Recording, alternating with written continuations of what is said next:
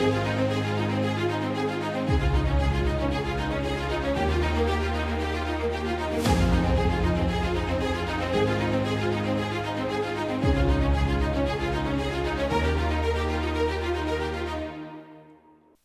कंपनीतील लैंगिक शोषण आणि धार्मिक भावना दुखावण्याच्या प्रकरणात नाशिक रोड सत्र न्यायालयानं फरार संशयित निदा खानचा अटकपूर्व जामीन अर्ज फेटाळला। गुन्हा दाखल झाल्यापासून 40 दिवसांहून अधिक कालावधी लोटला असला तरी नाशिक पोलिसांना तिचा ठाव ठिकाणा लागत नव्हता।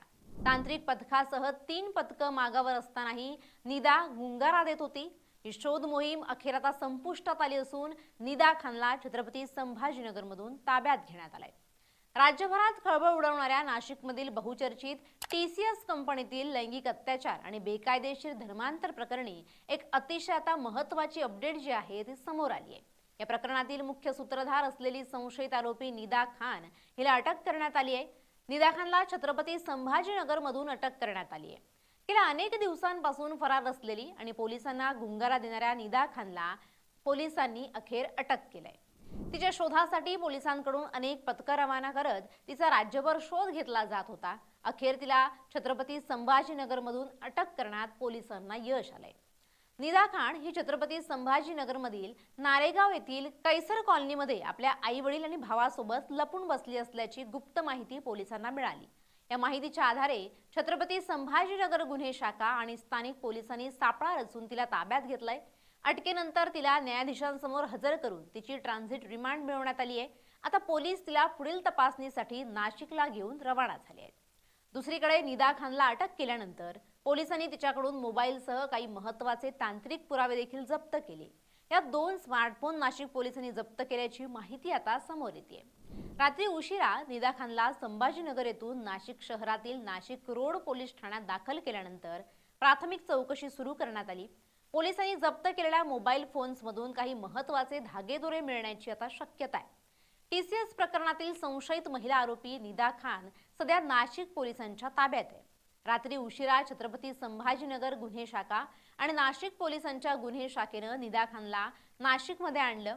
टीसीएस महिला लैंगिक अत्याचारासह मानसिक छळ आणि धार्मिक भावना दुखावणं या प्रकरणी निदा खानवर गुन्हे दाखल आहेत। दरम्यान 25 मार्च पासून निदा खान फरार होती। निदा खानच्या शोधासाठी पोलिसांनी 2 पथकं मागावर होती। अखेर छत्रपती संभाजीनगर येथे पोलिसांनी तिला अटक केली तर ताब्यात घेतल्यानंतर नाशिक शहरातील नाशिक रोड पोलीस ठाण्यात तिला आणण्यात आलं। सध्या पोलीस कायदेशीर अटकेची कार्यवाही करतायत। नाशिक टीसीएस प्रकरणातील महिला आरोपी निदा खानला छत्रपती संभाजीनगर येथून नाशिक आणि संभाजीनगर पोलिसांनी नाशिकमध्ये आणलं। नाशिक रोड पोलीस ठाण्यात अटकेची कार्यवाही पूर्ण केली।